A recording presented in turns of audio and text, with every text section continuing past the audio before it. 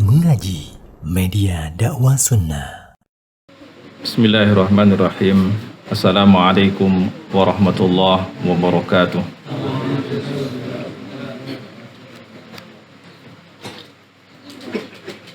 Innal hamdalillah nahmaduhu wa nasta'inuhu wa nastaghfiruh wa na'udzu billahi min shururi anfusina wa sayyiati a'malina. May yahdihillahu fala mudilla lahu wa may yudlil fala hadiya lahu. Asyhadu an la ilaha illallah wahdahu la syarika lah wa asyhadu anna Muhammadan abduhu wa rasuluh. Allahumma shalli ala Muhammadin wa ala alihi wa ashabihi wa man tabi'ahum bi ihsanin ila yaumiddin. Faqala ta'ala ya ayyuhalladzina amanu taqullaha haqqa tuqatih wa la tamutunna illa wa antum muslimun. وقال تعالى يا أيها الذين آمنوا اتقوا الله وقولوا قولا سديدا يصلح لكم أعمالكم ويغفر لكم ذنوبكم ومن يطع الله ورسوله فقد فاز فوزا عظيما. أما بعد فإن أصدق الحديث كتاب الله وخير الهدي هدي محمد صلى الله عليه وسلم وشر الأمور محدثاتها وكل محدثة بدعة wa kullu bid'atin dhalalah wa kullu dhalalatin finnar. Alhamdulillah, segala puji bagi Allah Subhanahu wa taala atas segala limpahan nikmat-Nya bagi kita semua. Saudara-saudari kaum muslimin rahimani wa rahimakumullah.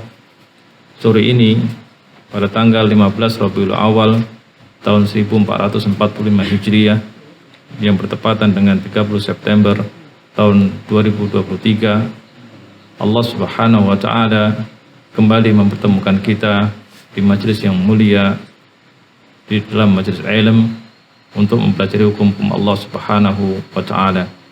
Semoga pertemuan kita di sini merupakan salah satu wasilah, salah satu cara bagi kita semua untuk mendapatkan kemudahan dari Allah Subhanahu wa ta'ala menuju surganya.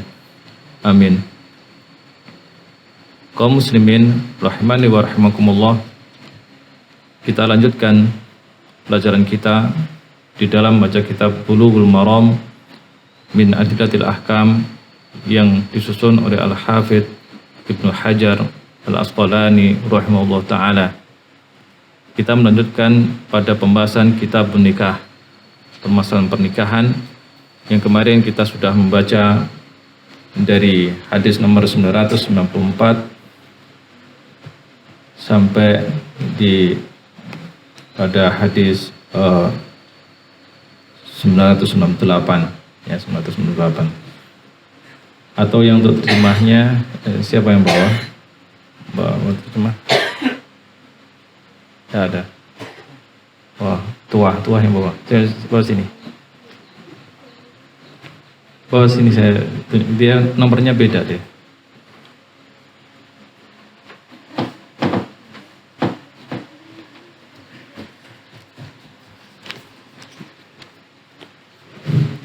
Bagi bapak ibu yang mungkin namanya banyak yang nggak bawa bukunya, alangkah baiknya kalau seandainya bapak ibu punya juga, kalau punya kitab aslinya silahkan dibawa.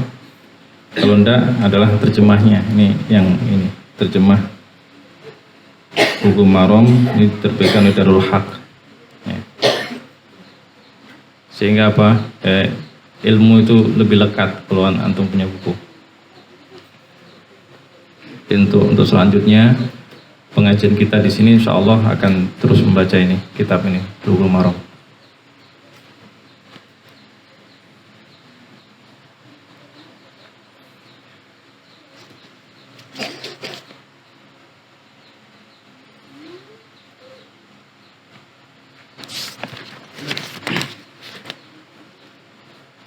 Kita baca hadis nomor 829.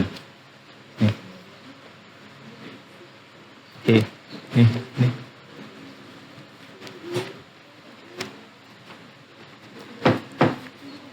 Siapa yang baca hadisnya antum? Oke.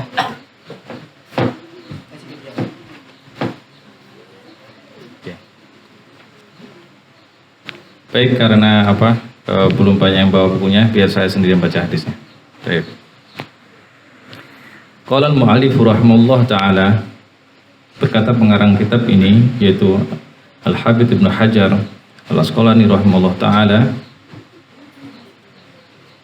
hadis yang ke 1001. Wa an Jabirin qala qala Rasulullah sallallahu alaihi wasallam, idza khataba ahadukum al-mar'ah fa in istata'a an yanzura minha ila ma yad'uhu ila nikahiha falyaf'al. Rawahu Ahmad wa Abu Dawud wa rijalu thiqat wa sahhahahu al-Hakim.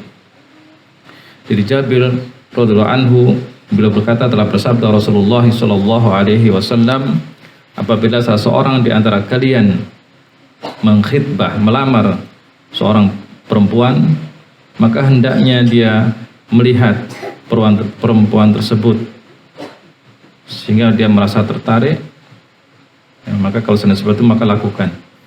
Hadis ini diriwayatkan oleh Imam Ahmad, Abu Dawud dengan sanad sahih sebagaimana yang dikatakan oleh Al-Hakim. Hadis ini juga mempunyai syahid penguat yang diriwayatkan oleh At-Tirmidzi dan juga An-Nasa'i anil Mughirah, dari Al-Mughirah. Kemudian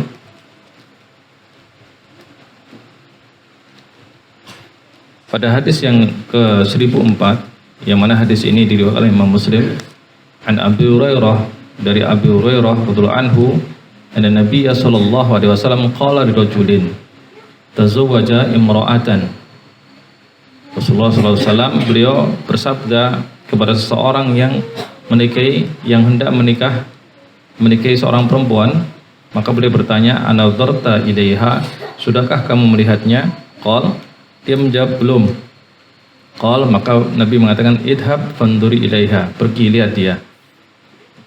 Kemudian hadis berikutnya, wa an Ibnu Umar radhiyallahu anhuma qala, dari Abdullah bin Umar radhiyallahu anhuma, beliau berkata, qala Rasulullah sallallahu alaihi wasallam, telah bersabda Rasulullah sallallahu alaihi wasallam, la yakhtub ahadukum ala khitbati akhih, janganlah salah seorang di antara kalian mengkhitbah, melamar lamaran saudaranya, hatta yatrukal khatibu qablah aw ya'danalah, sampai pelamar pertama meninggalkannya atau menggagalkannya atau memberi izin pada dia. Muttafaqun alaih. Hadis ini diriwayatkan oleh Imam Bukhari dan Muslim. Wa lafdhu lil Bukhari, adapun lafadznya adalah lafadz dari Al-Imam Bukhari. Kaum muslimin rahimani wa rahimakumullah,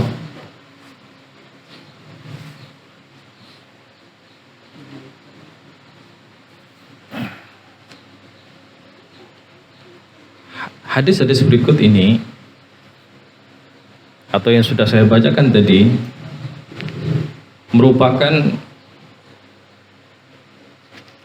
penjelasan dari Nabi Shallallahu Alaihi Wasallam terkait permasalahan khitbah, atau dalam bahasa kita itu lamaran. Khitbah atau lamaran.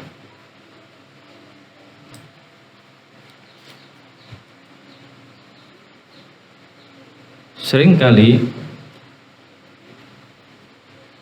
orang-orang, bahkan kaum muslimin, ketika disampaikan kepada mereka bahwasanya pacaran itu haram, pacaran itu tidak boleh, melanggar syariat, banyak yang bingung, bahkan membantahnya. Kalau seandainya kita dilarang pacaran, bagaimana kita akan mengenal calon istri atau calon suami kita? Karena bayangan sebagian orang bahwa pernikahan yang tidak diawali dengan pacaran, ya, itu tidak mungkin bisa mengenal calonnya, baik secara fisik maupun perilakunya. Anggapannya seperti itu. Sehingga banyak orang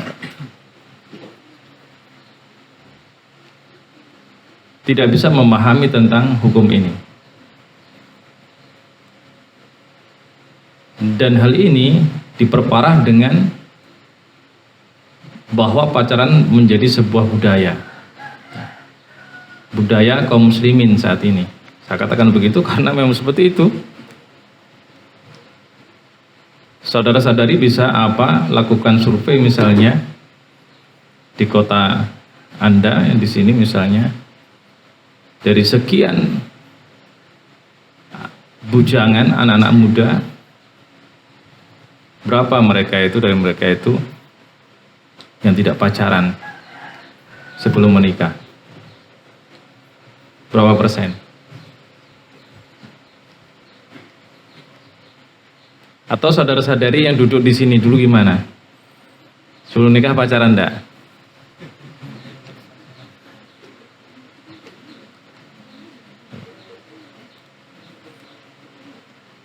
Kayak gitu.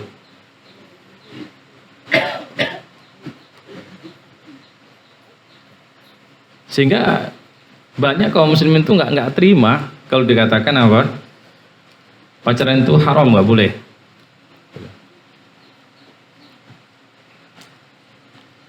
Karena sudah membudaya.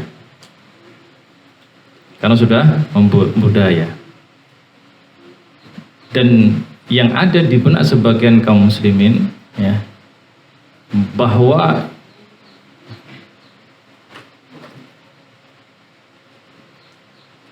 yang dilarang itu adalah zina, ya, berhubungan badannya. Yang lainnya ya enggak. Padahal kalau kita melihat firman Allah Subhanahu wa taala dalam surah Al-Isra ayat 32, dalam surah Al-Isra ayat 32, Allah Subhanahu wa taala mengatakan wala taqrabuz zina innahu kana fahisatan wa sa'a sabila. Janganlah kalian mendekati zina, karena sesungguhnya zina itu perbuatan yang sangat buruk. Dia termasuk dosa besar. Jadi di sini Allah Subhanahu wa taala tidak mengatakan wala tazni, jangan berzina gitu. Jadi yang dilarang itu tidak hanya zinanya ya, tapi juga wasailnya, sarana-sarana yang mengantarkan ke zina itu yang dilarang. Juga dilarang.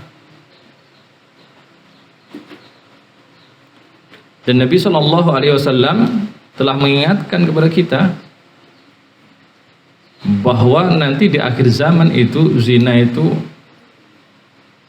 seperti dianggap sebagai sesuatu yang halal, yang biasa. Ya. Kata Nabi SAW dalam hadis yang sahih, hadis ini diriwayatkan oleh Imam Bukhari dari Anas bin Malik radhiyallahu anhu. Apa kata Nabi SAW? Inna min asyrati sa'ah ay yurfa'a al-ilm wa yasbut al-jahlu wa yushrab al-khamru wa yadharu zina. Di antara tanda-tanda hari kiamat itu, kata Nabi, yang pertama ilmu diangkat, ay yurfa'a al-ilm. Yang dimaksud ilmu ini adalah ilmu syariah, ilmu agama. Oleh karena itu di akhir zaman ini sedikit orang yang mengerti tentang masalah syariah.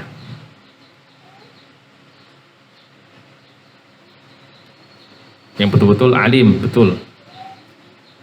Kita lihat banyak mungkin yang dapat titel sarjana agama, misalnya SAG, atau sarjana hukum Islam, SAI, atau sarjana pendidikan Islam, SPDI. Tapi ketika misalnya disuruh membaca buku-buku atau kitab-kitab rujukan dalam hukum syariah, tidak bisa baca. Ya kan aneh, loh.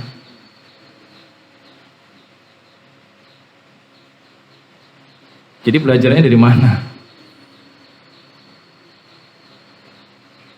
Bagaimana seorang sarjana yang belajar hukum syariah, dia nggak ngerti bahasa Arab,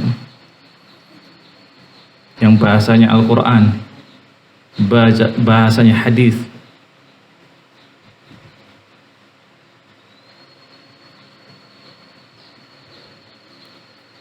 Sehingga yang terjadi apa? Ya kebodohan. Gitu. Itu adalah kebodohan. Ini menunjukkan bahwasanya ilmu memang pelan-pelan diangkat oleh Allah Subhanahu wa taala. Kalaupun ada yang bisa membaca, mengkaji kitab-kitab rujukan, buku-buku rujukan dalam hukum syariah, dia tidak amanah. Pasti tahu dia, pandai bahasa Arab. Bisa dia mengkaji kitab-kitab standar rujukan. Tapi dia tidak mau sungguh-sungguh mengamalkan. Nimbang-nimbang. Kira-kira menguntungkan saya enggak ini? Banyak juga begitu. Akhirnya dia mengajarkan sesuai dengan kepentingan. Entah itu kepentingan pribadi, kepentingan kelompok, kepentingan politik, dan seterusnya. Tidak amanah dalam menyampaikan ilmu. Itu bodoh juga namanya. Jahal.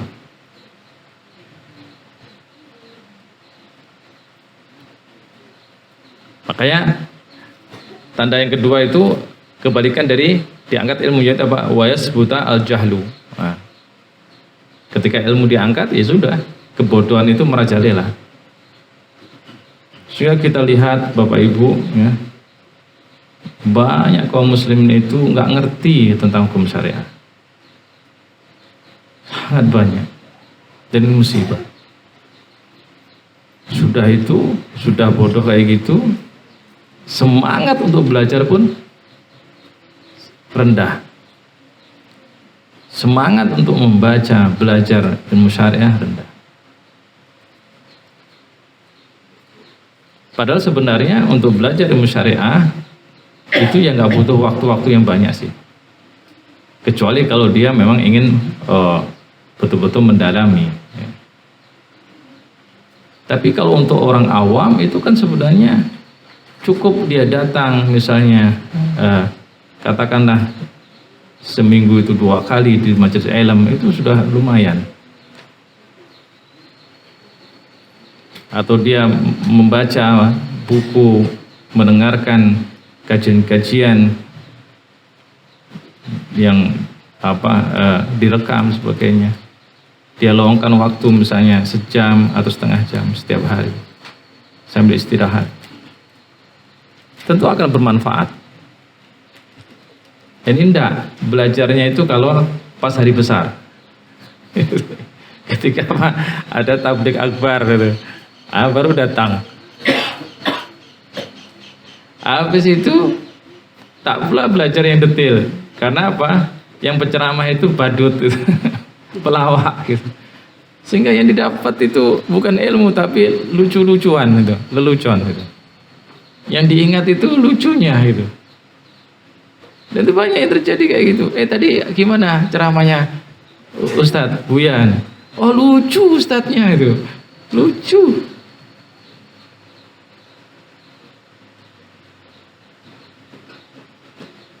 Itu fakta sekarang itu seperti itu. Wa yushraba al-khamru. Khamr diminum bebas. Nah, lihatlah sekarang. Dengan berbagai macam jenis khamrnya. Itu sudah biasa aja kaum muslimin itu.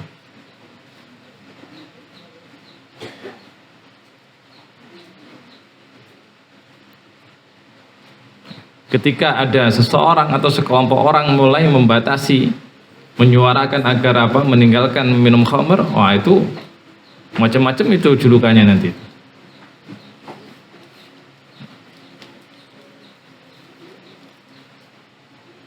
Wa yadharu az-zina. Wa yadharu az-zina, dan zina itu merajalela juga.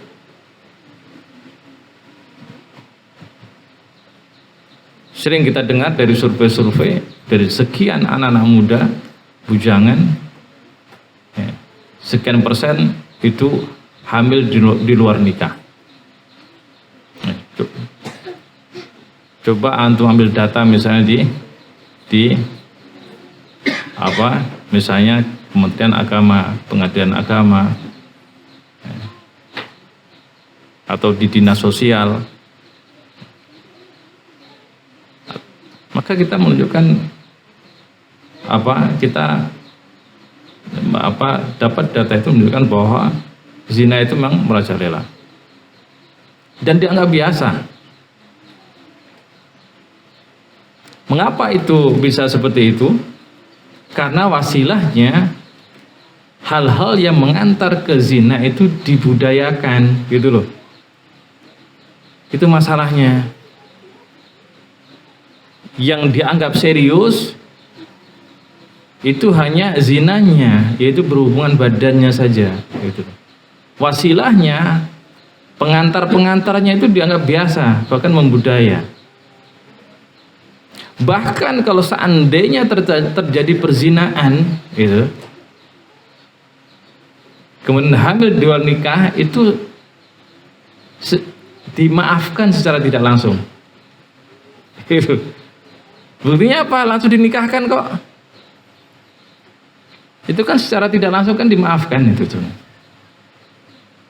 Nggak ada sanksi, nggak ada hukuman yang membuat jerah, gitu.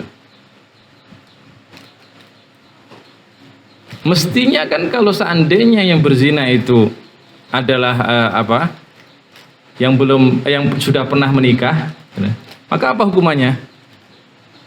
Mati. Hukuman mati. Tapi kayaknya jauh kalau sekarang dimasukkan ke undang-undang hukum pidana Indonesia.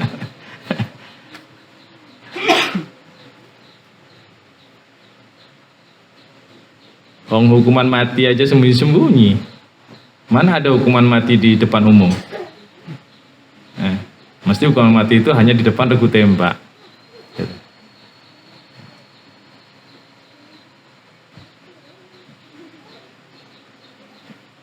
Belum pernah saya mendengar hukuman mati itu di negeri kita itu di depan umum. Sehingga apa? Tidak memberikan efek jerah memang. Ya nggak pernah dipertontonkan masalahnya. Sehingga walaupun misalnya si fulan hukuman mati, ya sudah begitu aja gitu. Sehingga akhirnya apa yang muncul? Diberikan hukuman mati aja nggak ngefek juga, tetap aja yang kasus itu tetap merajalela gitu. Ya iya, karena cara menghukum matinya salah itu.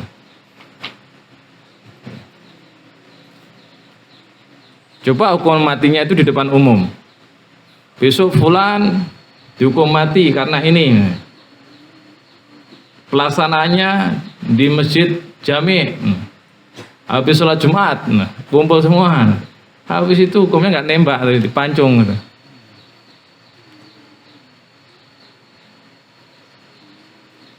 Kemudian besok lagi, Jumat besok ada hukuman mati. Pada fulan karena dia merampok dan membunuh. Pelaksanaan di Masjid Jami habis sholat Jumat lagi. Kan sholat Jumat kan banyak orang gitu kan. Habis sholat Jumat. Dipancung, habis dipancung tubuhnya apa? Digantung di alun-alun selama seminggu.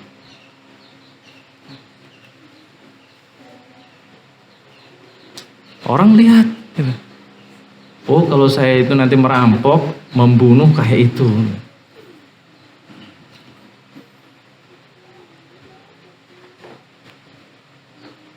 Jumat depan lagi, pengumuman. Habis sholat Jumat, besok ada hukum potong tangan terhadap fulan karena dia korupsi. Ya, karena korupsi. Dipotong betul tangannya di depan orang. Besok yakinlah itu yang korupsi itu sudah ngeper semua itu. Nah sekarang enggak. Kalau mati juga nggak dipertontonkan. Pencuri-pencuri pun hanya mungkin dihukum setahun, 6 bulan.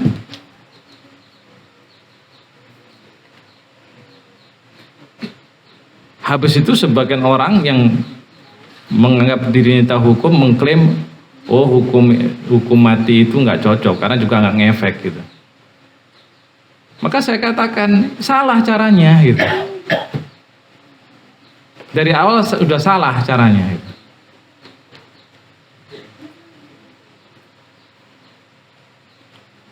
Setengah-setengah di dalam menetapkan sebuah hukum. Membentuk peraturan perundangannya setengah-setengah, penegakannya juga setengah-setengah. Nggak betul-betul serius. Termasuk masalah urusan zina ini, kita nggak betul-betul serius. Untuk apa? Memberantasnya gitu. Sehingga ketika ada seseorang, seorang laki-laki perempuan dia berzina, hamil di luar nikah misalnya, ya langsung dikawinin, aib. Coba kalau seandainya misalnya dia ketahuan berzina, ya dicambuk dulu nah, di depan umum. Cambuk dua-duanya. Habis itu diasingkan selama setahun. Gimana mau kawin gitu loh. Lu harus menjalani pengasingan itu. Otomatis kan nanti yang perempuan akan melahirkan dulu gitu kan. Makanya para ulama, dan ini yang rojih ya, yang kuat, bahwa seseorang yang wanita yang hamil di luar nikah, hamil zina, kemudian dia dinikahkan dengan laki-laki yang menzinainya, akadnya itu nggak sah gitu.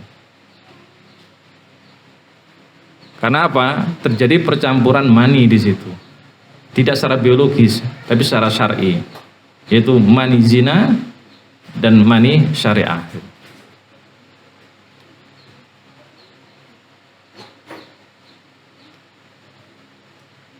Sehingga karena seperti itu sikap kita terhadap para pelaku zina ya sudah membudaya sampai sekarang. Nggak kunjung-kunjung bisa diberantas. Itu dari zinanya sendiri. Nah, belum lagi dari wasailnya, dari wasilahnya. Ya. Seperti misalnya tidak boleh dalam Islam itu, ya, seorang laki dan perempuan yang bukan mahram itu bersendirian di tempat sepi sendirian berdua, itu nggak boleh. Apa kata Nabi Shallallahu Alaihi Wasallam dalam hadis yang diriwayatkan Imam Muslim dari Abdullah bin Abbas radhiallahu anhuma, la yakhluwanna rajulun bimra'atin illa wa ma'aha dhu mahramin wa la tusafirul mar'atu illa ma'a dhi mahram. Janganlah seorang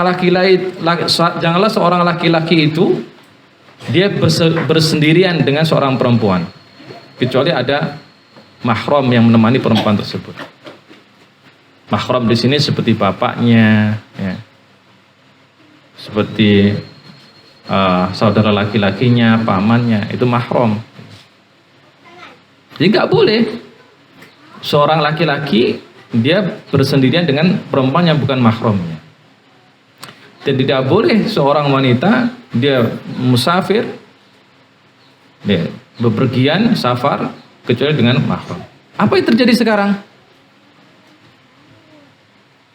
Kita lihat banyak laki perempuan yang bukan mahram, ya, itu berduaan. Bahkan di tempat-tempat umum itu biasa. Bahkan boncengan itu. Kalau pakai sudah motor, kalau pakai mobil ya sendirian di mobil gitu. Nah itu semua dapat dipastikan terjadi pada masa pacaran. Ada nggak pacaran tuh nggak bersepi-sepian? Nah, kayaknya kok nggak asik orang pacaran nggak sepi-sepian gitu. Kata orang loh ya, bukan kata saya. Gitu. Mana ada orang pacaran nggak pegang-pegangan?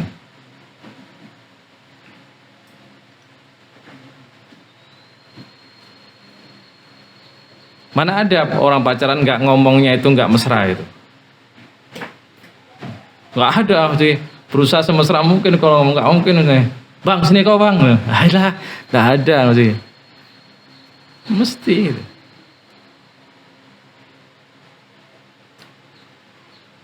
Ada juga pacaran sekarang agak dibalut dengan syariah itu. Kadang nyebutnya pacaran Islami ini. Panggilannya akhi ukhti.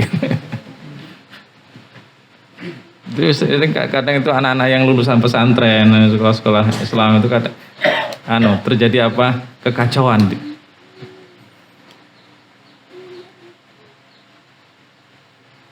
Terwarnai dengan pola hidup orang-orang kafir. Sehingga muncullah anak-anak muda yang dia terkecoh dengan budaya kafir, pacaran. Dan supaya nampak lebih syar'i, panggilannya diubah, akhi ukhti. Terus nggak ada pertemuan fisik memang gitu, nggak ada pertemuan fisik, nggak ada. Dia tahu ikhtilat nggak boleh. Ini memang la ilaha illallah, iblis itu memang pinter memang. Dia tahu ini anak-anak pesantren ini. Ini tahu anak-anak masjid ini. Ini caranya harus lain. Dia ngerti ini hukum ikhtilat. Digiringlah dia pacaran via medsos. Digiringlah dia pacaran via internet. Lewat Facebook. Lewat WA group, lewat Instagram.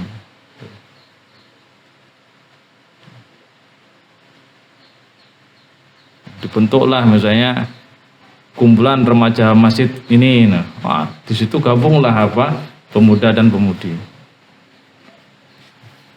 Ya awalnya akti aja di depan umum, habis itu Japri, gitu kan. Ngomongnya masih seputaran agama, gitu. Tapi sudah mulai kena hatinya kan gitu kan. Sudah mulai kena hatinya. Itulah yang terjadi sekarang. Jadi tidak akan bisa orang yang pacaran itu terlepas dari khalwat, bersendirian. Nggak akan bisa. Entah dia bersendirian secara fisik di dunia nyata, atau dia bersendirian secara online. Sendiriannya online gitu. Sekarang begitu modelnya. Dan hukumnya sama. Karena apa yang terjadi di dunia nyata itu bisa dikiaskan ke dunia maya. Hukum seperti itu. Dalam Islam itu makanya ada kias. Dan kias itu salah satu sumber hukum.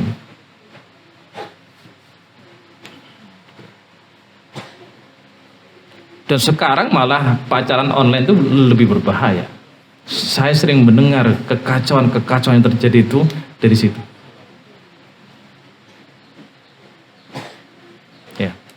Hubungan-hubungan di dalam grup-grup media sosial.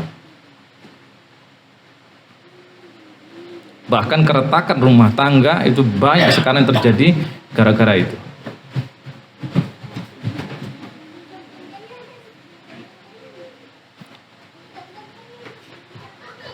Nah oleh karena itu dalam Islam memang haram, pacaran itu haram, udah nggak ada alasan, haram deh.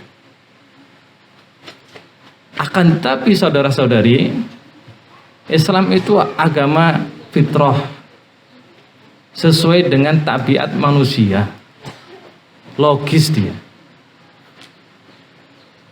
Ketika dalam syariah itu seorang laki dan perempuan itu yang bukan mahramnya itu dilarang untuk berhubungan langsung, pandang memandang, berbicara dengan mesra, berpegangan dan seterusnya. Maka tatkala mereka sudah ingin menikah, justru dianjurkan untuk saling mengenal. Nah ini, itu Islam. Sehingga di dalam Islam itu nggak ada namanya nikah itu nggak saling kenal. Itu bodoh itu berarti dia. Nggak tahu hukum Islam, salahnya sendiri itu. Karena dalam Islam nggak ada namanya menikah itu nggak saling kenal, itu nggak ada. Atau menikah karena terpaksa, dipaksa, itu nggak ada. Ini seperti digambarkan zaman Siti Nurbaya, itulah pernikahan Islam. Siapa bilang? Islam itu agama fitrah. Ketika seseorang hendak menikah, maka dia harus mengenal calonnya. Dan tidak boleh ada paksaan, harus ridho. Nah, ini tolong diperhatikan bagi bapak ibu yang punya anak, yang mau menikahkan anak, atau yang masih lajang-lajang. Kayaknya yang lajang jarang ini. Ya berarti masih punya anak atau kakak perempuan, adik perempuan, saudara perempuan, keluarga perempuan, atau yang laki-laki. Kita kan punya keluarga. Jadi syariah itu lengkap gitu loh. Ketika ini dilarang, ini ada yang dibolehkan, bahkan dianjurkan. Ketika Allah melarang zina, apa yang dibolehkan? Menikah kan? Gitu. Sama ketika agama melarang pacaran, ada yang dibolehkan. Apa itu? Khitbah. Gitu.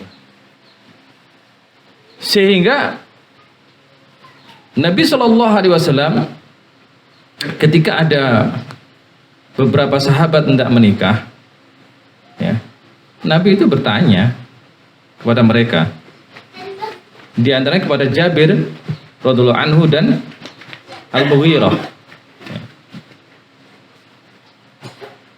Jabir dan Al-Mughirah.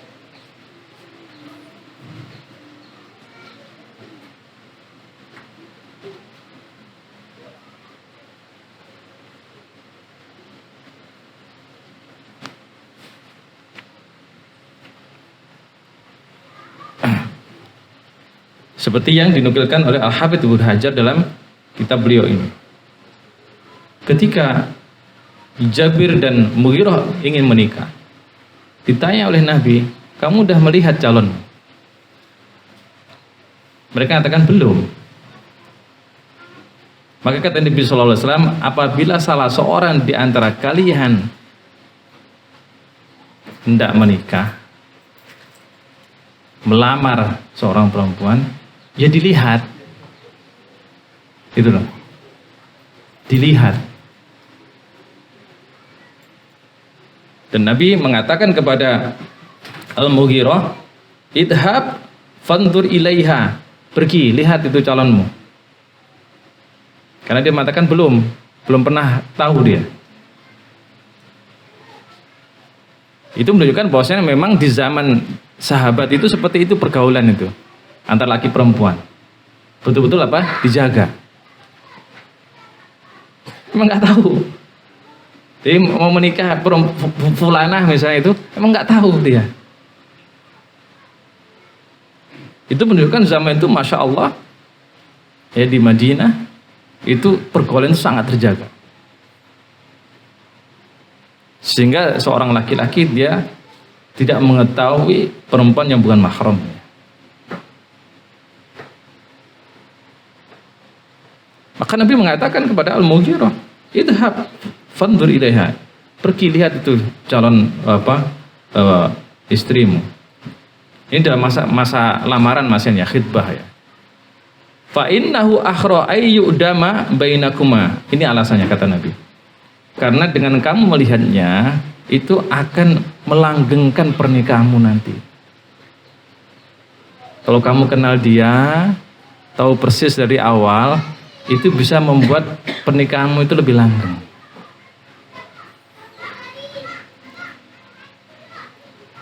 Inilah diantara hikmah atau tujuan Allah itu mensyariatkan khitbah itu. Agar seorang ketika dia nanti melakukan akad nikah, kemudian mengarungi kehidupan rumah tangganya itu damai, atau biasa dikenal dengan sakinah mawaddah warahmah, tentram, ada kecocokan satu sama lain, sampai Allah Subhanahu wa taala menentukan apakah nanti terus atau tidak. Karena tidak ada manusia itu yang ketika dia menikah kemudian niatannya cerai. Itu tidak ada. Secara fitrah itu semua orang ketika dia menikah hendaknya menikah itu langgeng, gitu kan itu. Kalau ada orang dia menikah niatnya cerai itu kurang ajar memang dari awal sudah. Jahat dia orang itu.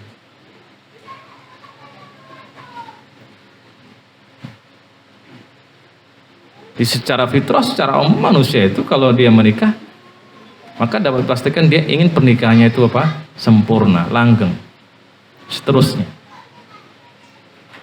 Atau istilah orang itu sehidup semati, sampai kakek nenek itu.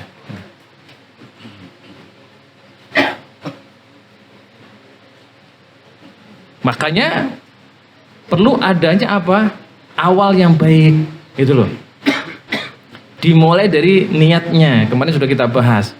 Niat menikah itu jangan hanya duniawi, tapi apa? Ibadah kepada Allah Subhanahu wa taala. Kemudian yang kedua adalah harus mengenal calonnya, gitu loh. Dan inilah apa hukum khitbah. Mengenal secara fisik maupun akhlak, perilaku.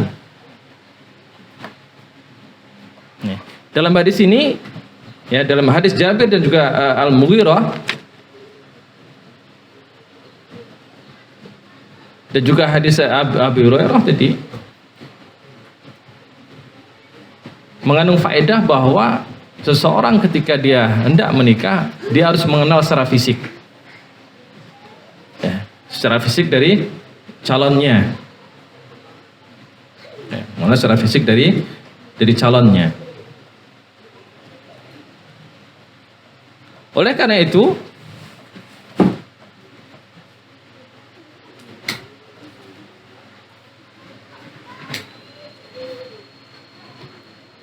Jabir radhiyallahu anhu ketika disuruh oleh Nabi SAW untuk melihat perempuan yang dia khidbah, dia lamar, maka apa yang dilakukan oleh Jabir? Dia mata-matai itu apa istrinya, calon istrinya tadi. Dia mungkin malu untuk melihat secara langsung. Jadi apa yang dilakukan Jabir? Dia mengatakan, maka saya berdiri di belakang pepohonan, di tepi jalan yang biasa perempuan itu lewat. Lalu begitu perempuan itu lewat, saya tengok. Jadi diamat-amati gitu. Itu boleh. Padahal itu kalau seandainya bukan karena khitbah, haram itu haram, itu awalnya haram. Tapi begitu sudah ada niat khitbah melamar, maka boleh itu dilakukan. Memata-matai perempuan yang dia lamar tadi.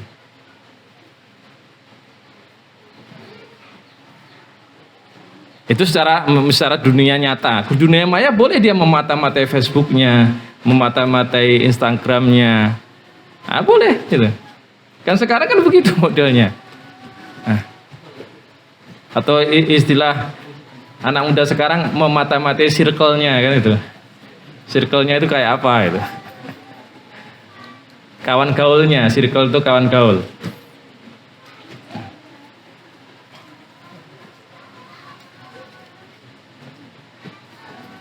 Itu cara apa? Meneliti calon pasangan. Itu boleh seperti itu. Dimata-matai. Yang kedua, ya langsung aja itu. Ketemu langsung.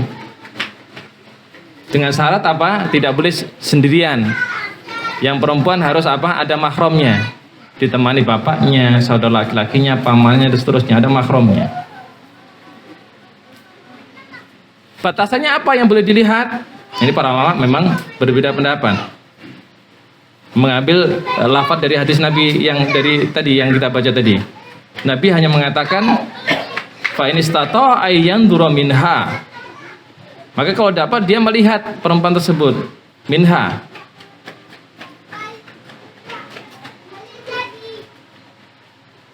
Maka dalam madhab zahiri mereka memutlakkan boleh melihat dari bagian mana saja dari perempuan.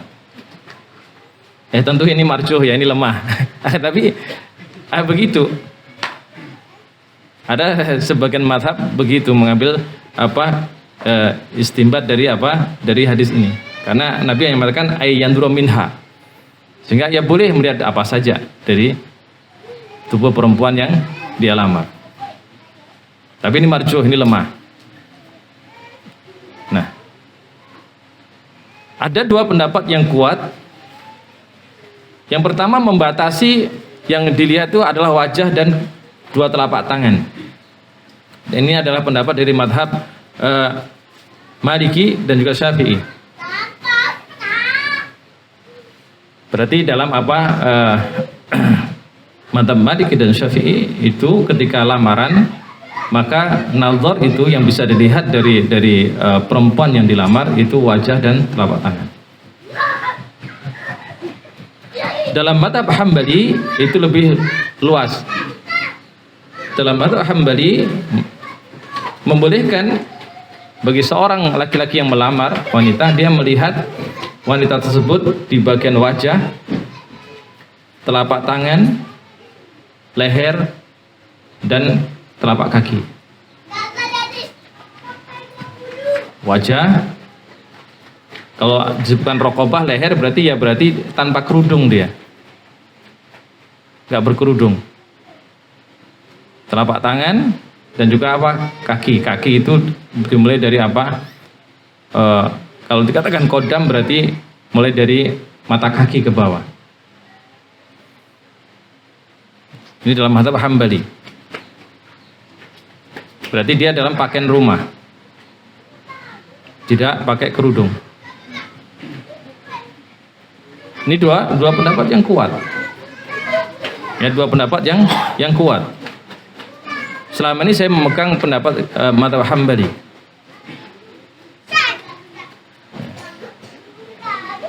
Walaupun saya belum pernah mempraktekkan. Ya, tapi kalau dari sisi pendalilan saya lebih cenderung ke mazhab Hambali.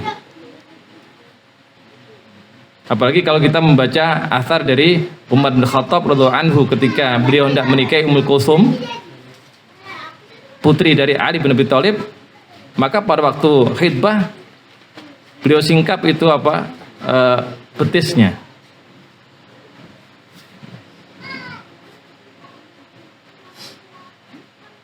Ya kalau mungkin kurang ajar gitu ya itu. Tapi begitulah syariat, bahwa ketika sesuatu yang sebelumnya haram, tapi ketika itu ada tujuannya memang untuk menikah, maka ada caranya.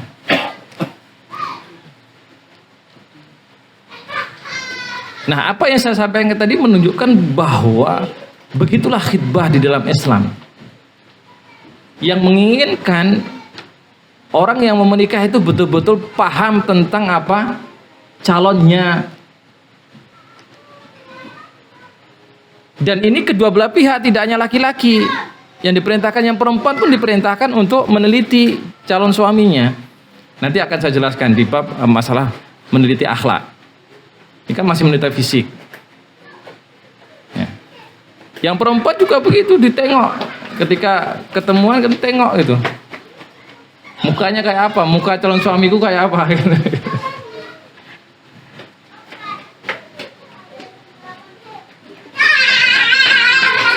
Para ulama ditanya berapa lama, berapa kali batasannya. Tidak ada batasan khusus dalam masalah nazar itu. Ada seseorang sekali aja cukup dia. Tapi ada juga yang perlu 2-3 kali. Tapi jangan jadi alasan untuk ngelihat-ngelihat. Nah, ini payah ini. Itu playboy kayak gitu itu. Ada juga kayak gitu. Nah, jadi alasannya nazar, tapi dia pengen lihat banyak orang gitu. Itu nggak boleh.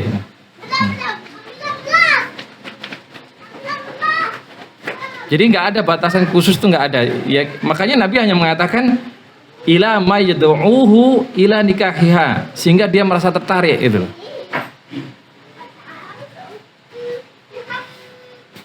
Ya oleh karena itu Begitu sudah minta izin ke walinya, ke bapaknya misalnya, ya sudah duduk di situ.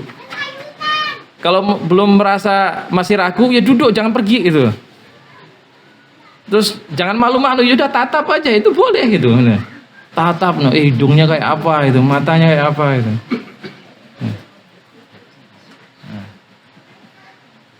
Terus diajak bicara, gitu loh, sehingga tahu, oh suaranya seperti apa gitu. Diajak bicara. Nah, itu bagi yang laki-laki. Nah, bagi yang perempuan atau kita yang punya anak perempuan, kita ajari anak-anak kita, putri kita, gitu. Bahwasanya itu boleh yang seperti itu. Nggak usah menolak itu. Misalnya, oh, apa itu kurang ajar melihat saya. Jadi kan berarti nggak ngerti hukum juga kan gitu berarti. Nah, kita ajari anak-anak kita.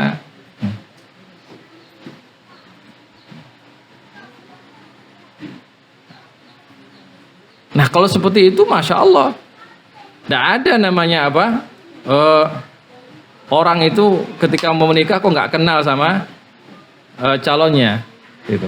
Ya mesti kenal, gitu. Kalau dia boleh lihat wajah, karena wajah itu kan mewakili kecantikan atau ketampanan seseorang secara umum, kan itu. Kalau orang itu cantik, ya secara umum begitu dia. Kalau dia wajahnya tampan, secara umum seperti itu, gitu. Kalau tangannya lembut, maka telapak tangan kan yang kedua itu yang dilihat. Kalau tangannya lembut, ya seperti itu umumnya itu. Kalau kasar, ya seperti itu. Gak bisa itu di apa, di setting gitu.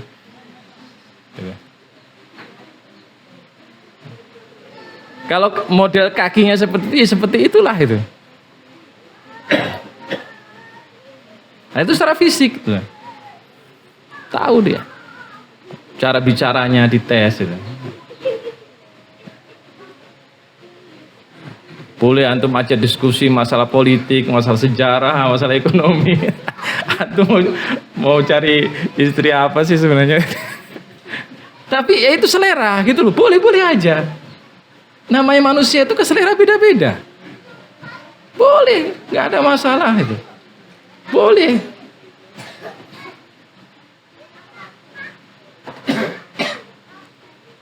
Nah, itu baru apa secara fisik. Lalu bagaimana dengan misalnya yang perilaku, akhlak, tabiat, itu juga harus diteliti gitu loh. Karena juga mau menikah, maka harus tahu juga masalah akhlaknya seperti apa. Maka Nabi kan mengatakan fatfar bidatid din, pegang agamanya, akhlaknya. Itu harus teliti. Bermusyawarah dengan orang-orang yang bisa dipercaya tentang calon istri atau calon suami tersebut. Sebagaimana yang dilakukan oleh Fatimah bintu Qais radhiyallahu anha ketika dia dilamar. Dia dilamar oleh dua orang, yaitu Muawiyah bin Abi Sufyan dan Abu Jahmin. Bingung. Fatimah bingung. Mana ini dua orang mulai yang lamar ini?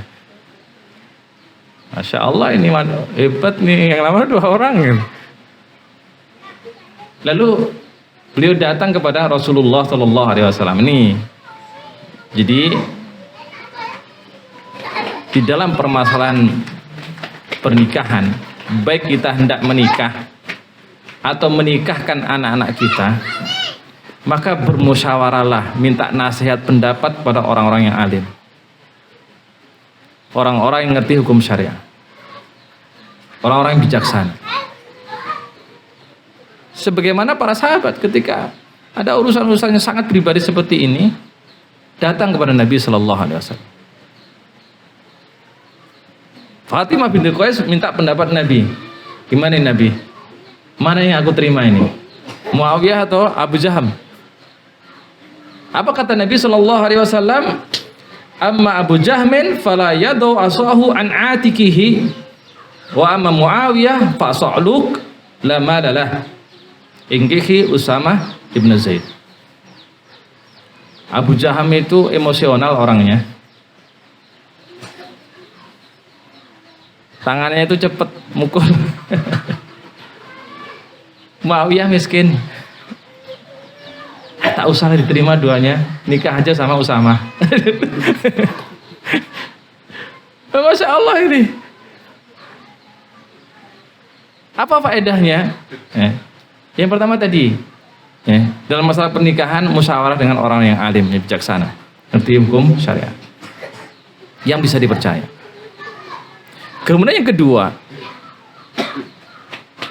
ketika ada orang yang hendak menikah, kemudian mencari informasi, dan kebetulan kita itu dianggap salah satu sumber informasi, maka jujurlah.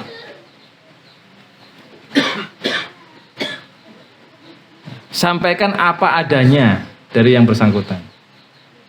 Misalnya ada orang, Pak, Bu, Fulan itu seperti apa sih orangnya? Jangan ditutup-tutupi, bahkan dibagus-bagusin. Akhirnya itu namanya menjerumuskan itu. Oh, Fulan itu begini, Masya Allah dia itu rajulun kabir, khair. Pokoknya anti kalau nikah sama dia, gitu. Begitu sudah nikah, ampun gitu kan. Nggak boleh. Khitbah itu diantara perkara yang membuat halalnya ghibah. Di antara perkara yang membuat ghibah itu boleh, menyebut kejelekan orang itu boleh, itu adalah khitbah, lamaran.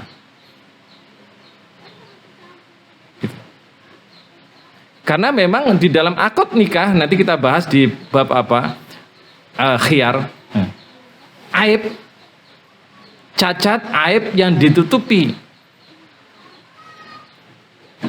Ketika akad nikah itu bisa menjadi dasar bagi wali atau suami atau istri untuk membatalkan akad. Misalnya dia ketahui aib itu, cacat itu adalah setelah akad terjadi, maka boleh dia mengajukan bukan talak, fasakh namanya. Nanti kita bahas lebih tersendiri. Makanya ketika misalnya bapak ibu jadi informan, sumber berita dari orang-orang yang tidak menikah, maka jujur. Katakan apa adanya. Lebih baik aib itu diketahui di depan, pahit-pahitan di depan daripada pahit di belakang. Daripada membuat masalah setelah akad nikah. Di depan aja. Itulah fungsi khitbah. Fungsi khitbah itu di situ. Jadi fungsi lamaran khitbah itu tidak hanya bicara masalah hantaran. Seringnya kita kan begitu, kalau lamaran itu hebatnya hantarannya, itu isi kamarnya nanti berapa, nanti waktu hari hanya seperti apa, itu yang bicara. Lupa nyebutin masalah hal-hal yang prinsip seperti akhlak, perilaku, seterusnya. Bahkan kadang ada sebagian karena unsur-unsur tertentu ditutupi aib itu.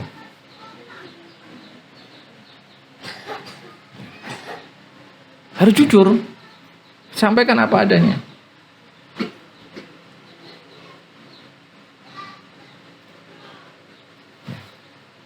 Nah, juga faedah dari hadis ini apa?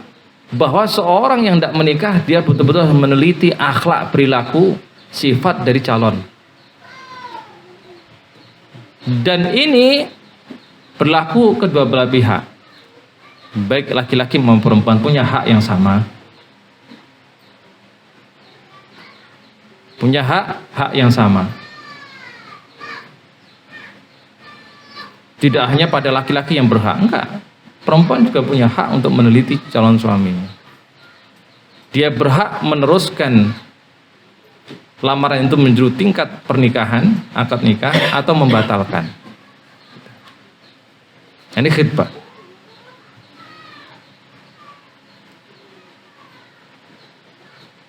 Makanya luar biasa.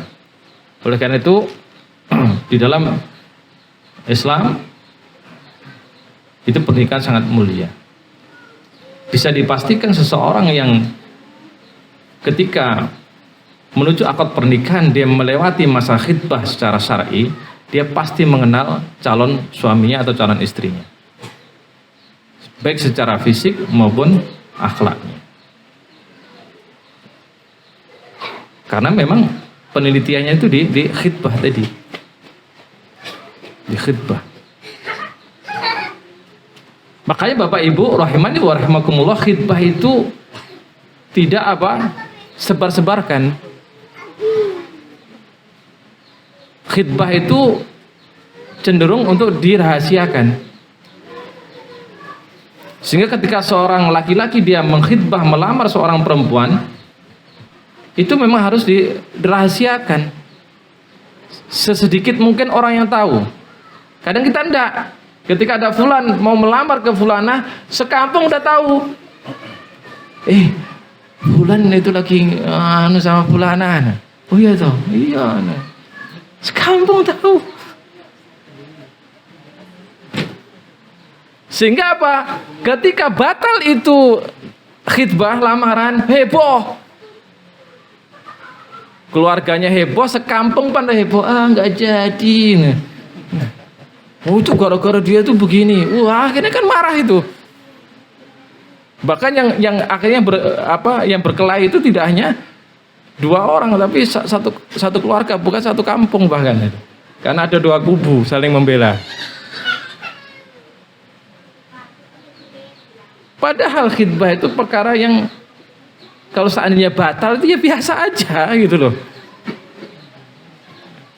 Gitu loh. Makanya jangan disebar-sebarkan ketika masih masa khitbah.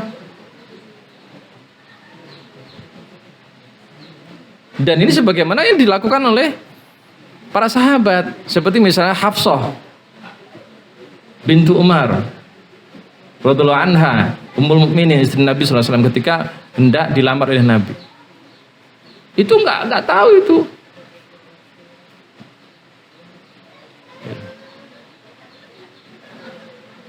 Ini kisahnya menarik. Kisah pernikahan Hafsah radhiyallahu anha dengan Nabi Shallallahu Alaihi Wasallam itu menarik dan banyak pelajaran bisa diambil. Yang mana kisah ini diriwayatkan oleh Imam Bukhari dalam kitab Sahihnya, bahwa Umar bin Khattab radhiyallahu anhu ketika Hafsah anak beliau menjanda karena suaminya sahabat ikut perang Badar juga. Suami Hafsah sebelum Nabi itu sahabat Nabi, meninggal. Otomatis Hafsah menjanda. Apakah kemudian Hafsah menjanda terus dengan alasan cinta sehidup semati? Tak ada dalam syariat Islam itu kayak gitu itu. Kan saya kadang dengar kayak gitu kan. Oh, karena saking cintanya pada suamiku saya nggak akan nikah lagi. Ya itu pilihan Anda itu. Tapi kalau ditinjau dari syariat Islam nggak ada seperti itu.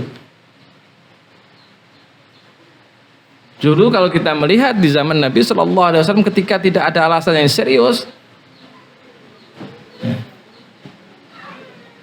maka seorang wanita ketika menjanda ya dicarikan suami.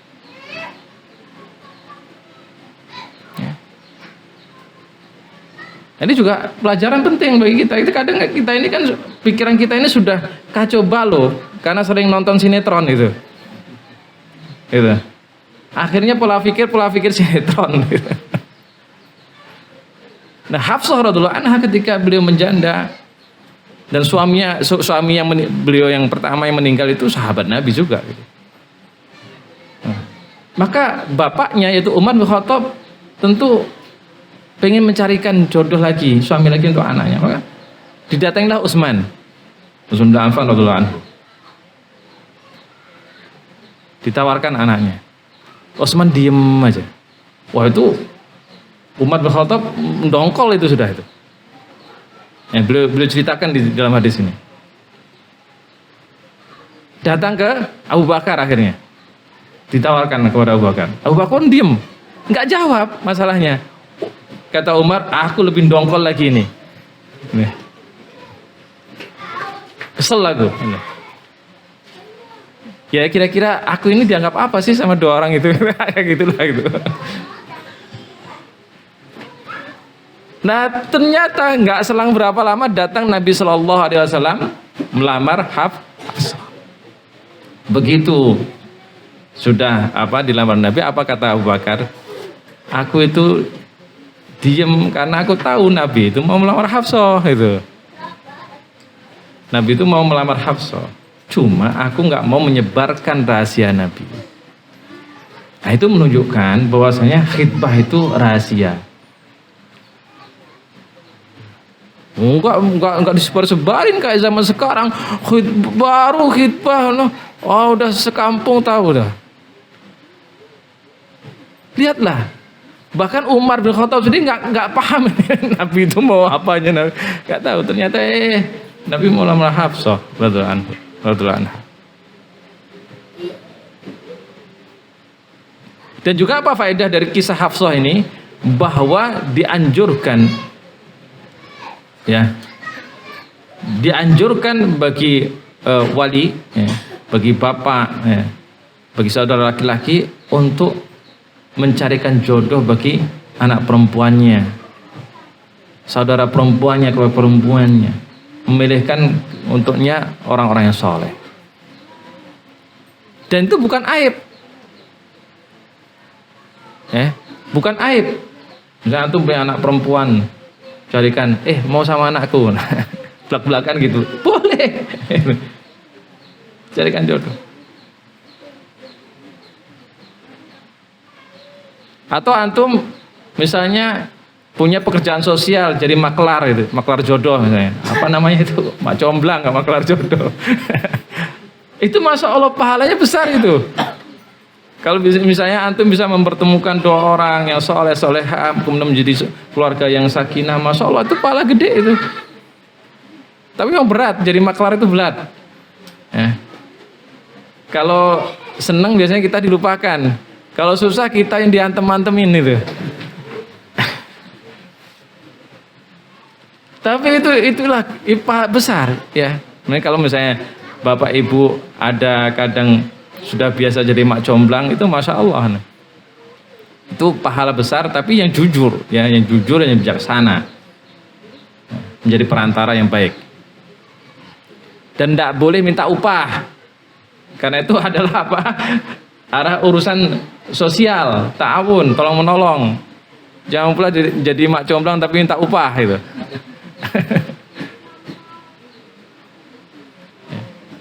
Jadi masya Allah ini sangat luar biasa, sangat luar biasa. Kemudian apa kata Nabi Shallallahu Alaihi Wasallam di dalam hadis yang terakhir saya bacakan tadi? Kata beliau, la yakhtub ahadukum ala khidbati akhihi. La yakhtub ahadukum ala khidbati akhihi.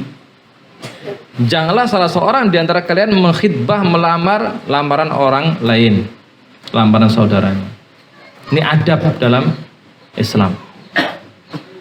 Bahwa kita itu nggak boleh nikung, motong jalan. Sehingga ketika kita mau sudah, kelihatannya fulanah itu masya Allah ya. Nah, ketika dia mau melamar ternyata sudah kedahuluan fulan. Alhamdulillah lah fulan udah.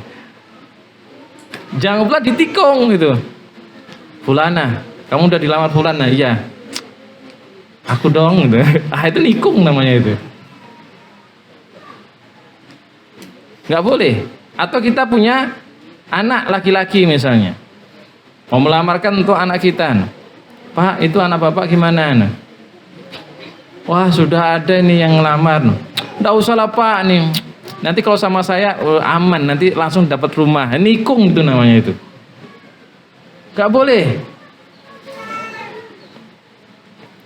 Jadi kalau kita sudah mengetahui bahwa seorang perempuan itu sudah dilamar online, biarin. Kita tunggu. Apa kata Nabi? Hatta yatrukal khatib qablah, sampai ditinggalkan, dibatalkan. Tapi jangan pula berdoa, ya Allah batal, ya Allah batal lah. Itu sama aja. Nikung dengan doa. Kadang kan kita begitu. Kita itu kadang sifatnya kayak orang Yahudi. Nih, udah secara fisik kita nggak nikung, tapi doa kita tikung pula itu. Ya Allah batal, ya Allah batal gitu. Tapi sudah, ucapkan saja alhamdulillah ala kulli hal, walaupun kita agak ngelus-ngelus dodo. Alhamdulillah ya Allah. Tapi ya gimana lagi gitu? Alhamdulillah ala kulli hal. Begitu aja udah. Nah, begitu ternyata gagal, baru maju. Begitu adab. Ini sebenarnya persis dengan apa? Masalah dagang, jual beli. Kalau kita membeli sesuatu ternyata itu sudah ditawar oleh orang lain, jangan direbut gitu loh. Itu adabnya seperti itu. Tunggu sampai dia selesai transaksinya, lanjut atau batal. Jangan kita malah apa? Nikung. Misalnya kan sering itu. Kita mau beli tanah misalnya. Oh ternyata udah keduluan. Oh masih ada proses niku Pak ini. Nggak usah niku-niku, cash saya. Langsung dia bawa uang cash ini yang. Ya akhirnya yang punya tanah lihat uang, iya juga ya. Nah. Yang fulan belum tentu dia cash, mungkin kredit terus setahun pula.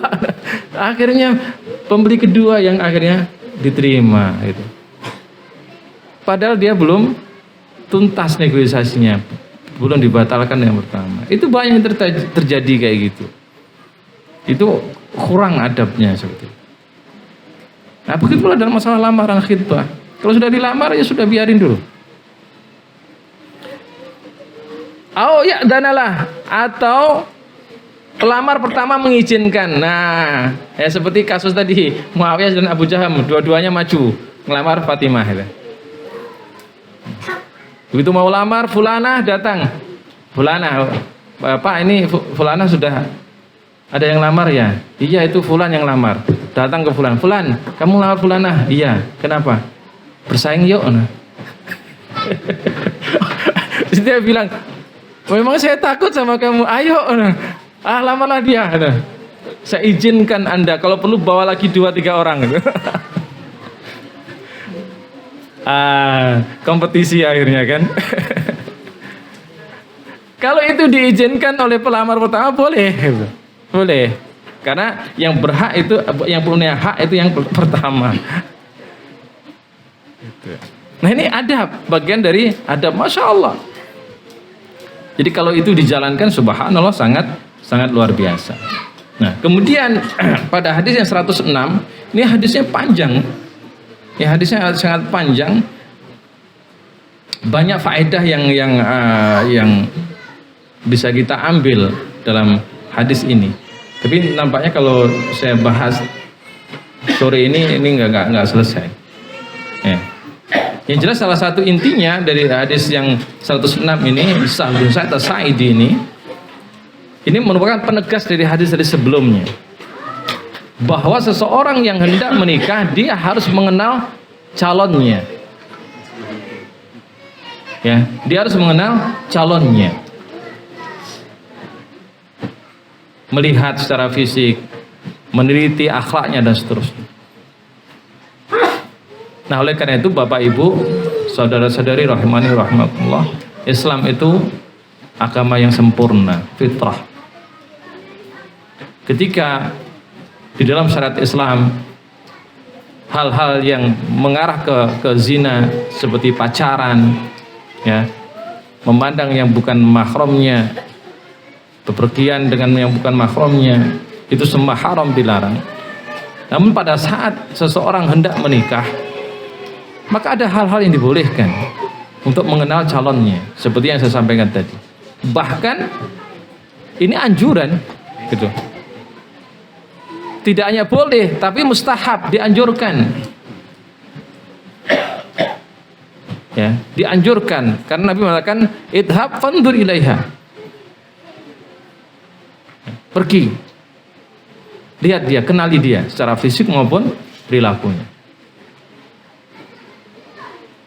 Nah mudah-mudahan dengan begitu kita bisa menjaga perilaku, pergaulan anak-anak muda kita, didik kita dengan baik sesuai dengan hukum Islam. Kemudian kita bisa apa? Menjodohkan anak-anak kita dengan yang terbaik untuk membentuk keluarga yang sakinah mawaddah warahmah, keluarga yang menegakkan syariat Allah Subhanahu wa taala. Maka caranya harus baik-baik semua. Dan itu semua diatur dengan sangat sempurna dalam hukum syariat. Dan sangat mudah. Adanya merasa kesulitan itu karena nggak paham hukum. Ya. Kesulitan itu terjadi salah satunya adalah tidak paham hukum. Wallahu a'lam bishawab. Ini yang bisa saya sampaikan pada kesempatan yang berbahagia ini. Silakan Bapak Ibu kalau ada yang perlu dipertanyakan.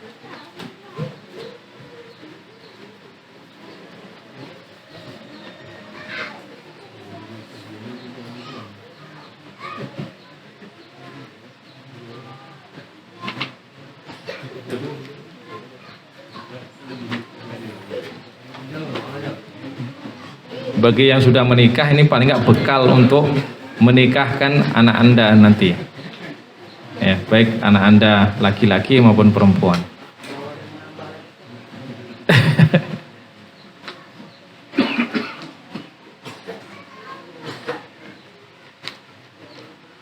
Bagi yang belum menikah, ya, berarti ini ilmu, ya, ilmu untuk persiapan pernikahan, ya, pranikah, nah, ilmu pranikah.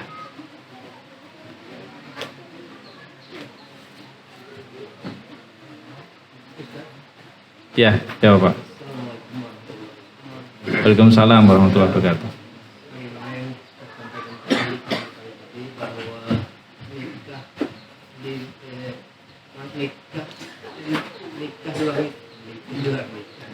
Hamil. Nah. Kalau menurut Ustaz dia mengatakan bahwa itu adalah haram pernikahan mereka gitu. Kenapa Departemen Agama itu melakukan pekerjaan seperti itu? Ya. Alhamdulillah wassalatu wassalamu ala Rasulillah amma ba'd.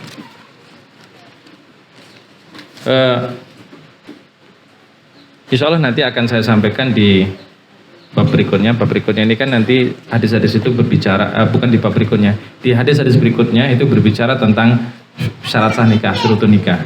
Ya. Tapi sekilasnya begini. Ya.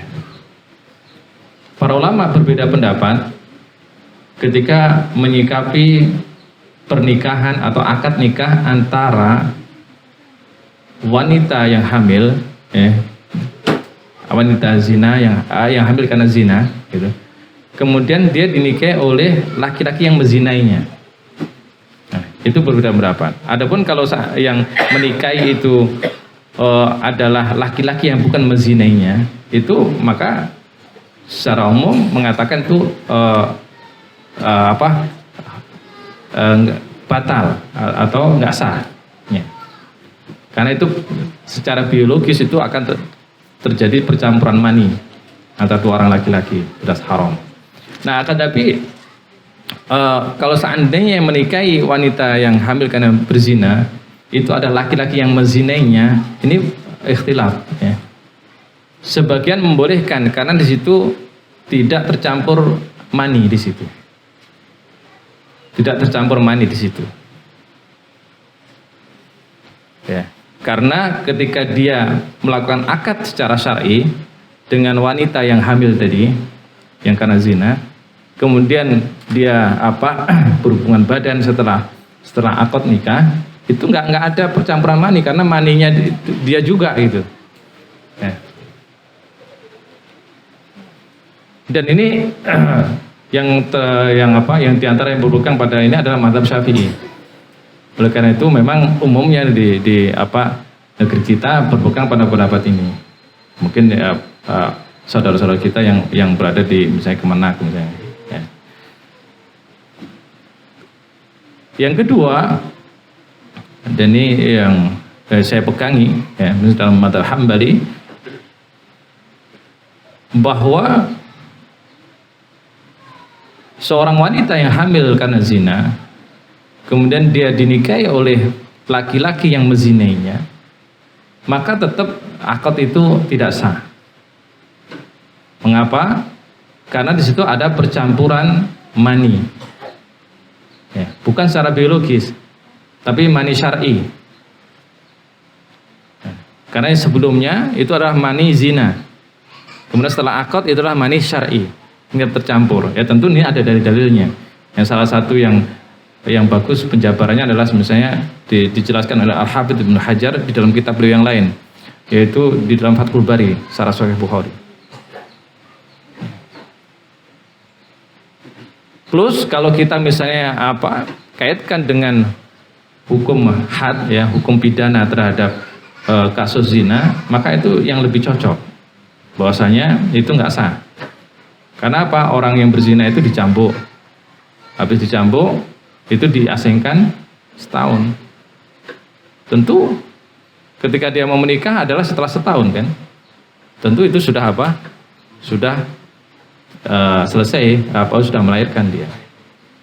Secara umum sudah melahirkan. Jarang orang yang melahirkan di atas 9 bulan. Dan rata-rata misalnya kasus itu terjadi kan biasanya diketahui sudah umur kandungannya mungkin sudah 2 bulan, 3 bulan kan gitu kan. Nah itu yang terjadi seperti itu. Makanya kasus-kasus wanita yang hamil di luar nikah itu kemudian akadnya itu tetap disahkan seperti itu, dengan catatan laki-lakinya adalah memang yang menzinai dia. Itu yang terjadi. Atau kadang kan ditutupi sama keluarganya, itu ditutupi. Kemudian saudara-saudara kita yang mendapat tugas di situ tidak meneliti dengan detail.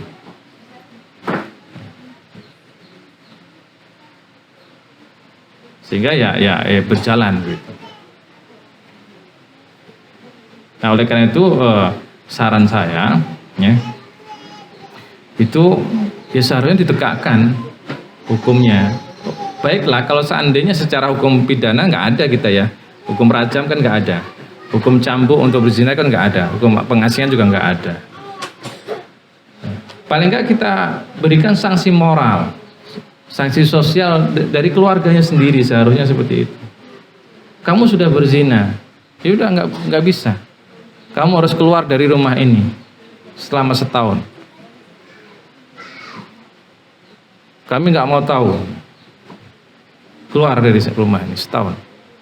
Kalau sudah setahun balik lagi. Nah, itu hukuman namanya. Bukan memutus keluarga, enggak. Itu dalam rangka hukuman.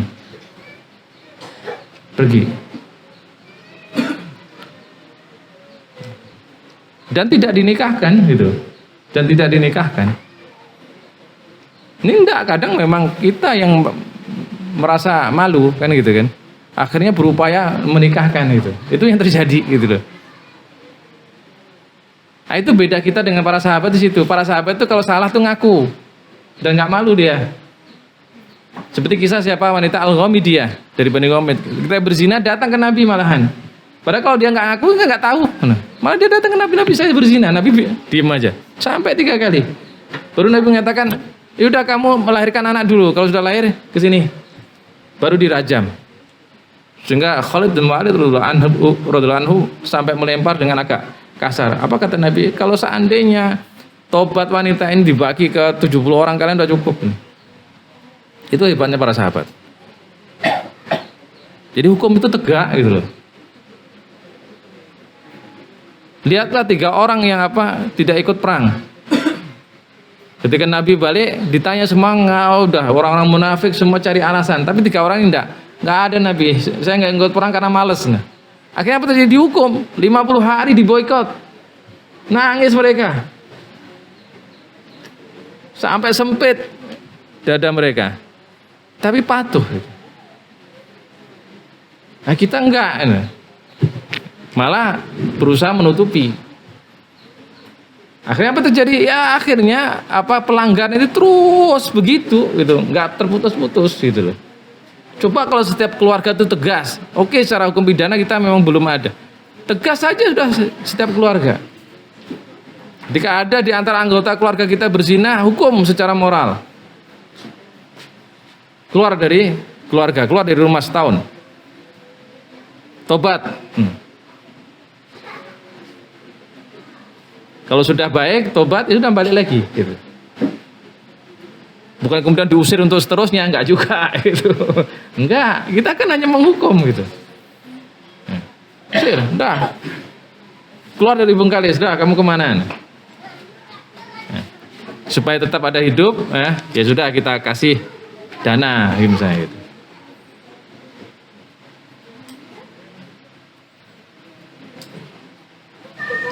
Nah, seperti itu Bapak. Wallahu a'lam bishawab.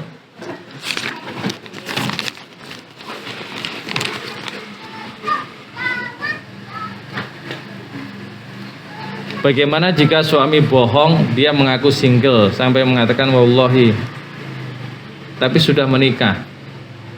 Wah, ini aib ini. Udah menikah kok ngaku single ini. Ini kurang ajar nih.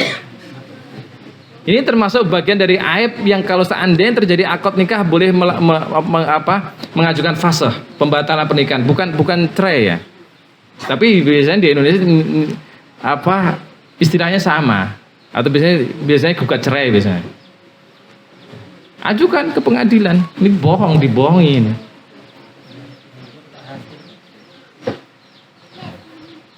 Ya, ini sudah jelas, ini salah satu hal yang bisa membuat istrinya atau walinya untuk menuntut. Kalau ada sesuatu kerugian yang lainnya bisa dituntut secara harta, gitu.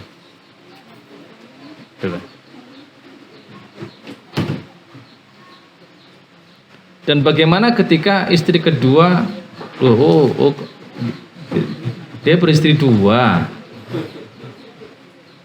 Dan bagaimana ketika istri kedua itu meminta cerai karena tidak mau dianggap kelakar, tapi suami tidak mau mentalak, lalu istri memaksa dan jatuh talak 2 dari suami melalui HP, apakah sah? Ya talak itu sah aja walaupun melalui HP, email, macam-macam, sah itu. Oh suami kayak gini kok dipertahankan sih? Ya sudah, ajukan aja ke pengadilan itu. Minta atau Pak Hakim untuk memisahkan. Udah selesai itu masalah ini. Ini juga bagi bapak-bapak ini, ya. Jangan bohong, ya. Jantan saja. Jadi kalau AA, kalau BB gitu. Itu. Kalau nggak bisa jangan katakan bisa itu. Ini wallahu a'lam. Ini banyak, ini kasus ini nggak 1 2, ini banyak kayak gini nih ya. Ini banyak ini.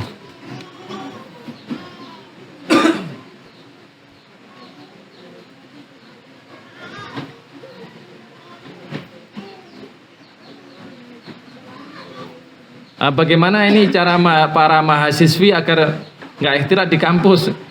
Ya datangnya untuk belajar aja itu. Jangan lebih dari itu. Jadi belajarnya 2 jam 3 jam, nongkrongnya itu yang 5 jam. Jangan kayak gitu. Seperlunya aja ke kampus itu memang untuk belajar. Satu. Kemudian dia bergaulnya dengan perempuan itu.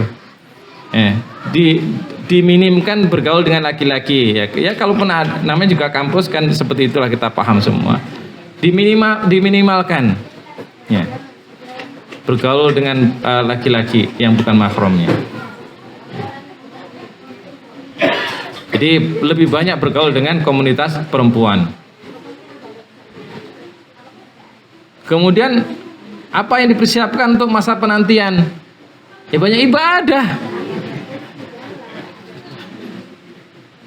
Banyak ibadah kepada Allah Subhanahu wa taala itu. Ya. Dan tentu belajar ilmu syariah ya. Mulai dari masalah akidah, masalah ibadah seperti sholat, kemudian masalah-masalah apa yang terkait dengan rumah tangga, dipersiapkan. Nah, seperti ya salah satunya datang ke majelis ilmu seperti ini, membaca buku, mendengarkan kajian-kajian ilmiah dari channel-channel yang terpercaya. Belajar. Gitu. Sempatkan dalam setahun hari itu sejam. Gitu. Sejam itu kalau rutin cukup. Gitu. Kadang enggak anak-anak mahasiswi ini kalau buka medsosnya itu 2 jam itu enggak ngantuk dia. Tapi begitu dengar kajian ngantuk dia. Bahkan kajian itu suka dijadikan apa? Pengantar tidur. Supaya cepat tidur dengar kajian. Jadi semangat. Sehingga dengan begitu akan banyak punya ilmu terkait syariat.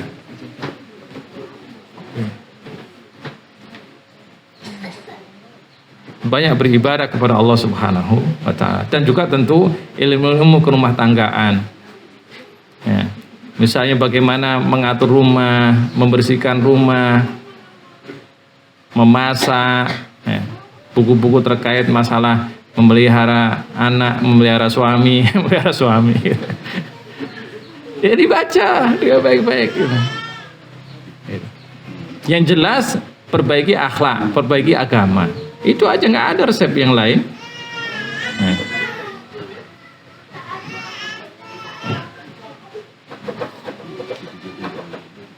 Dan kalau sudah siap, boleh nggak mencari jodoh? Aktif maksudnya, boleh. Ini sebenarnya salah satu faedah dari hadis yang tadi mau saya baca, dari Al-Sahal yang baca. Jadi seorang perempuan itu boleh dia aktif mencari jodoh, boleh.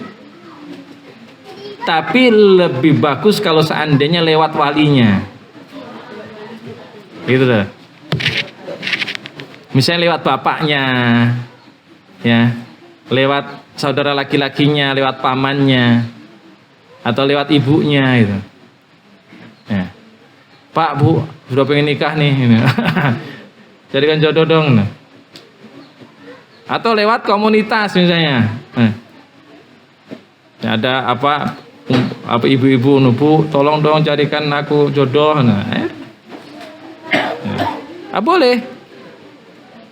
Itu diantara faedah dari hadis Sahal bin Sa'ad. Karena hadis Sahal bin Sa'ad ini bercerita tentang seorang wanita yang memajukan dirinya untuk dinikahi Nabi. Tapi kemudian Nabi kan menolak itu. Makanya para ulama seperti Imam Bukhari dan lainnya itu menulis bab bolehnya seorang wanita itu menawarkan dirinya untuk dijodohkan atau mencari jodoh, itu boleh. Dan itu bukan aib. Apalagi kalau seandainya yang dimaksud adalah laki-laki yang soleh, yang baik, itu bukan aib.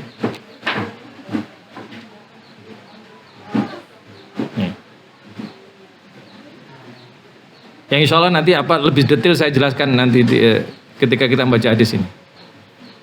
Jadi begitu untuk anak-anak muda ya. Jadi belajar yang baik tentang ilmu syariah. Perdalam semuanya dari akidah, ibadah, muamalah, belajar. Kemudian belajar tentang ilmu-ilmu kerumah tanggaan. Karena banyak anak sekarang itu nggak ngerti ngurus rumah tangga, itu nggak ngerti. Ngertinya itu ngetik di Facebook.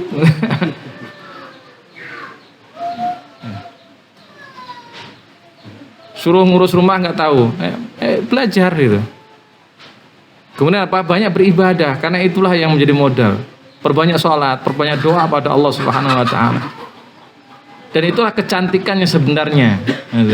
Inner beauty ya, kata orang begitu. Dan itulah yang kekal itu. Kalau kecantikan dohir itu nanti keriput juga gitu loh. Mau apa? Mau pakai serum, mau pakai obat anti aging, tetap nanti peyot juga itu. Tetap. Tapi kalau kecantikan batin, kesolehahan itu luar biasa, itu yang berlanggengkan. Maka banyak beribadah kepada Allah Subhanahu Wa Taala. Hiasi dengan akhlak yang baik. Nah itu persiapannya gitu aja, nggak muluk-muluk, nggak aneh-aneh. Itu aja.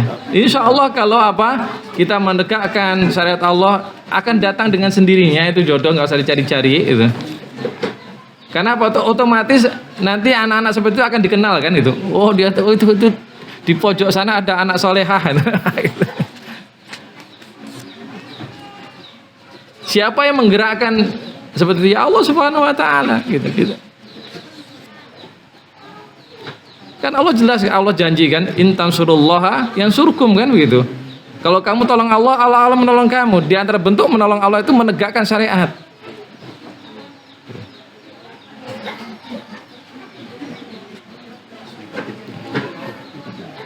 Ya jadilah apa? Intinya jadilah wanita yang solehah itu. Intinya seperti itu.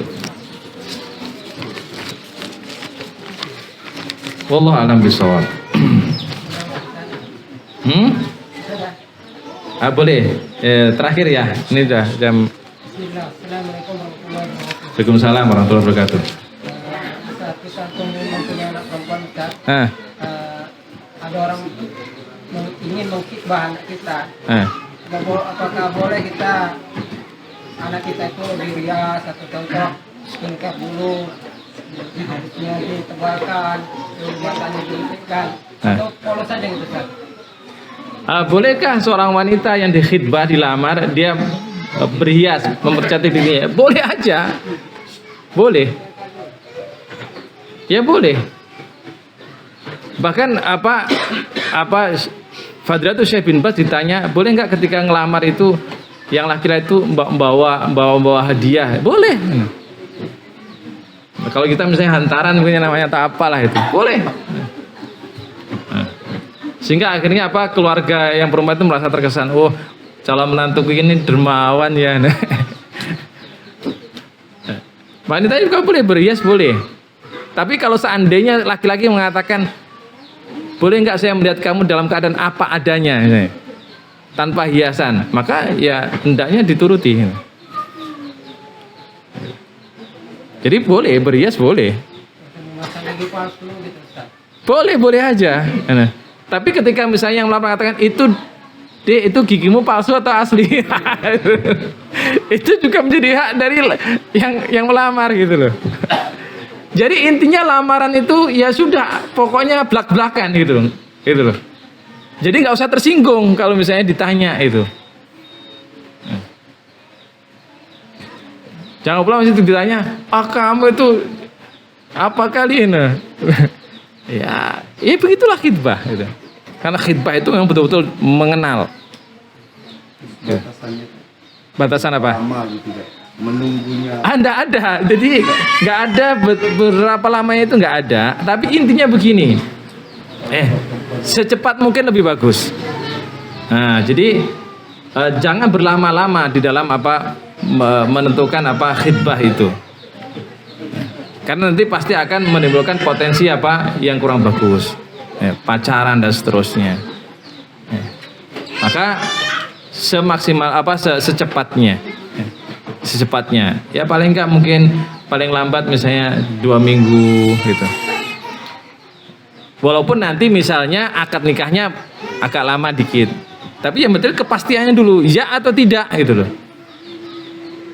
Walaupun tetap akad nikah kalau bisa secepatnya juga. Nah, tapi itu semua masih luas lah kalau dalam hal itu. Ya. Yang penting akad khidbahnya itu iya atau tidak, setuju atau tidak untuk dilanjutkan ke jenjang akad itu secepatnya. Ya. Jangan digantung-gantung. Saya mirip-mirip orang yang jual beli lah. Nah. Kalau kita negosiasi itu ya tentu nggak lama-lama kan itu.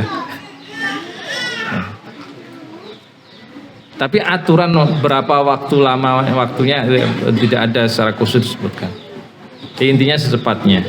Dan kita minimalkan potensi yang kurang bagus, yang melanggar syariat. Wallahu a'lam bishawab. Kita akhiri. Semoga Allah Subhanahu wa taala memberkahi kita semua dan menyatukan kita semua di surganya. Amin. Subhanakallahumma bihamdik asyhadu an la ilaha illa anta astaghfiruka wa atubu ilaik. Assalamualaikum warahmatullahi wabarakatuh.